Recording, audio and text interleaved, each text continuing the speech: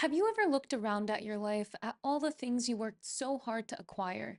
The career achievements, the beautiful apartment or home, the Apple Watch and iPhone, and streaming subscriptions, and closet full of clothes, and just felt absolutely nothing? Or have you ever worked so hard towards something for so long, only to achieve it and feel a fleeting moment of satisfaction before emptiness returns? If you answered yes to any of these questions, you're not alone. Millions of people nowadays are asking themselves, why doesn't anything feel good anymore? Today, we're going to be delving into the dopamine crisis of modern life, how our relentless and continuous pursuit of pleasure has backfired and resulted in an inescapable feeling of malaise, erring on the side of melancholy. Now, this conversation about our declining satisfaction and happiness is much larger and more complex than just the neurochemistry of it all. But that is a really good place to start to begin to understand what is happening to us. To understand the modern epidemic of dissatisfaction, we need to understand what's happening in our brain. At the center of the story is a neurotransmitter called dopamine. It's a chemical messenger that is most responsible for the feeling of reward. The more dopamine an experience or substance releases, the more likely it is to be addictive. But here's the thing about our brain, it operates on a delicate balance of pleasure and pain. Dr. Anna Lemke from Stanford describes this as kind of a neurochemical seesaw. She explains that when we do something pleasurable, our pleasure-pain balance tips on the side of pleasure, which releases dopamine. But as you may know, our bodies and minds don't like a state of imbalance, and so it begins to try to restore equilibrium, or what we call homeostasis. So when we experience this pleasure, our brain automatically begins to compensate by tipping us towards the opposite direction of pain. Now, this is where we experience the slight come down or withdrawal. And the more dopamine the experience or substance had produced, the more likely you are to feel a worse or more severe come down. Let's say you take a substance, for example, that releases a lot of dopamine in your brain's reward pathway, you're going to experience that pain or withdrawal in a much more severe way than, let's say, an experience that released dopamine, such as hanging out with your friends or eating a really good meal, where the come down might just feel like longing. But our bodies and minds are just a tad bit more complicated than a seesaw. You see, with each repeated exposure to the same pleasurable stimulus, the brain's response changes in two very important ways. First is that the initial pleasure response gets weaker and shorter, and secondly, the subsequent pain response gets stronger and longer. This is what we call tolerance. We'd need more and more to achieve the same pleasure response, but the after effects of that pain response intensify. Okay, but what does this have to do with none of us being able to feel that pleasure anymore? It's a great question. I asked it too. And it all comes down to the abundance problem. Our brains evolved in a world of scarcity, and so the pleasure-pain balance made perfect sense. It motivated us to seek out resources and experiences without getting obsessed or hung up on any single pursuit. But now we live in what Dr. Lemke calls a dopamine nation, an abundant nation where dopamine is just ready to go at your fingertip at any time. And day by day, our world, and thus our minds, are being flooded with more and more dopamine, and our ancient neurological wiring is simply not meant to handle this. Dr. Lemke explains that in order to survive, we had to go and be motivated to seek out food, water, shelter, clothing, etc. But the problem is that in this modern day, these things are all provided to us, for the most part, of course, and I'm talking about the people who have the resources. Not everybody does, but for the most part, people in America are experiencing this unprecedented abundance where everything is handed to you and you don't really have to be motivated to seek anything out. So we start seeking out alternative sources of dopamine. I mean, just think about how much of this is deemed normal or how much of this we don't give a second thought to. We wake up, we ingest stimulants like caffeine, or some even go further with the stimulants. And then we turn on our phone and get social validation from likes and comments. And then we look at our email, maybe answer some emails and uh, complete some tasks, which all give us a rush of dopamine. And I don't have to tell you, we live in a world of endless tasks, endless notifications, and endless ways you can get that pleasure. You can turn on a show, you could ingest some really hyper palatable, ultra processed foods. Don't even get me started on that because I will go on forever.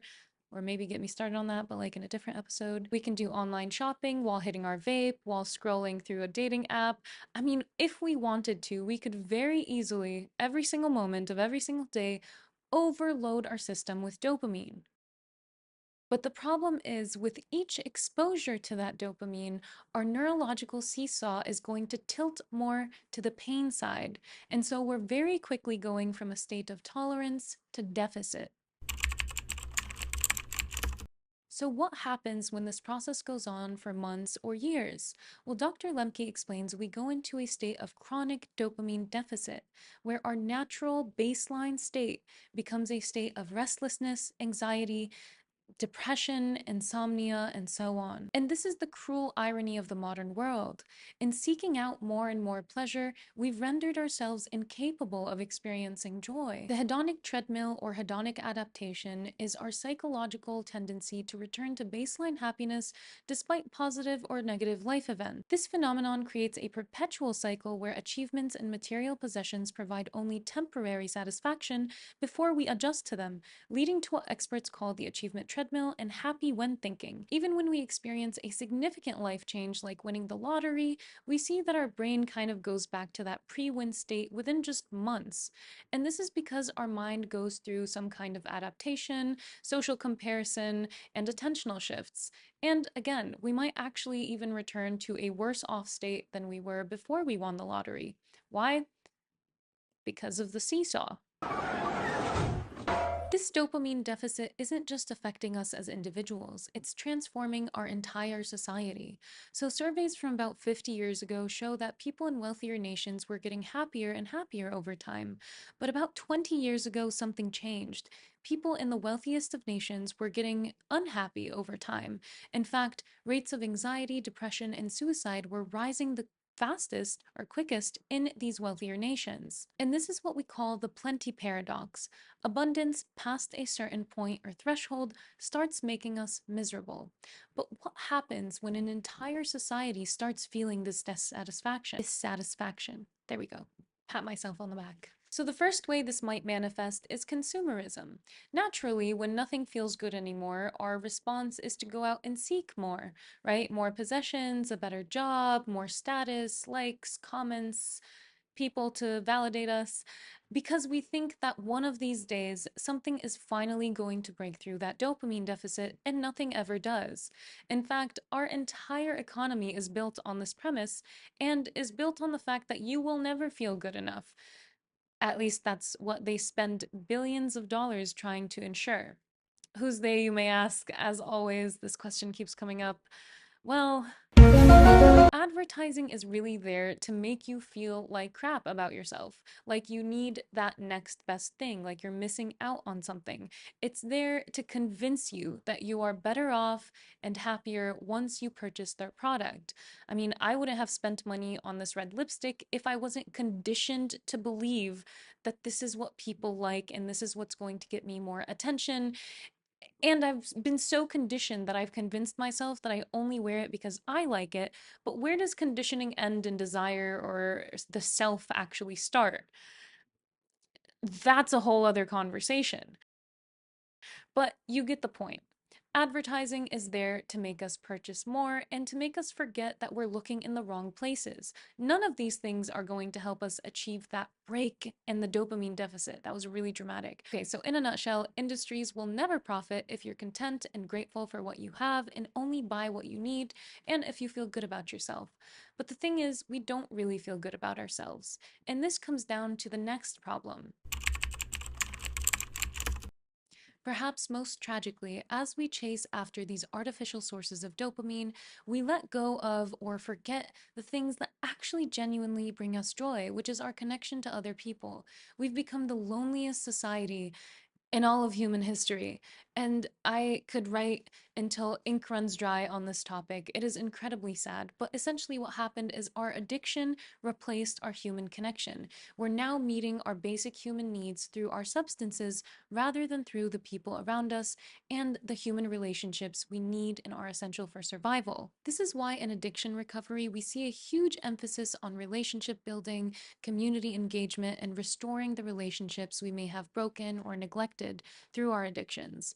But here's the thing, as we go more and more into this isolated bubble of pleasure seeking, we withdraw from the meaningful connections that could heal us. And so it becomes this really nasty cycle that's so hard to break out of, where we seek these artificial sources of dopamine, we get a quick high and then feel really, really crappy and go back to the artificial source of dopamine and isolate ourselves in that cycle, never really reaching out to people who could be the key in recovering from these addictions. And I'm not just talking about addictions to substances. I mean, I find myself addicted to my phone nowadays. I'm addicted to scrolling through social media. I find huge relief in escaping through movies and shows. These are all addictions too. Food is another addiction, and I know people say you can't be addicted to food because we need it to survive, but I'm not talking about being addicted to sweet potatoes.